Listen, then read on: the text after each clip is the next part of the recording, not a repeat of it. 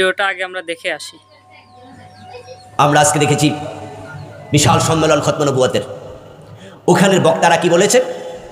প্রায় সকল বক্তার একটাই বক্তৃতা ছিল, কাদিয়ানীদেরকে রাষ্ট্রীয়ভাবে অমুসলিম ঘোষণা করতে হবে। আচ্ছা, কাদিয়ানীরা তো মুসলিম না কাফের? তাহলে ফতুয়া ঘোষণার কিছু নাই। আমরা হেরা রাষ্ট্রীয়ভাবে ঘোষণা করলো কাফের, রাষ্ট্র না করলো কি, এটা নিয়ে তো অসুবিধা নাই। কিন্তু ওরা মুসলমানের লেবাস ধরে মুসলিমদেরকে ধোঁকা দিচ্ছে। এজন্য আমাদের দাবি হলো তাদেরকে রাষ্ট্রীয়ভাবে অমুসলিম ঘোষণা করো। আচ্ছা, এই দাবিটা আজকে যারা করলো, লক্ষ লক্ষ মানুষ গেল, শত শত বক্তা বক্তৃতা দিল, এই দাবিটা কার কাছে করলো? রাষ্ট্র বর্তমানে চালাইছে কে? কথা বলে না কেন? নাম বলেন না কি? কিন্তু আপনাদের কাছে আমার প্রশ্ন, আসলে কি উনি কাদিয়ানীদেরকে কাফের ঘোষণা করবে? দোস্ত, তাল গাছের কাছে বেলছেও না, পুরুষ গরুর কাছে বালতি নিয়ে দুধ দহন করতে যেও না।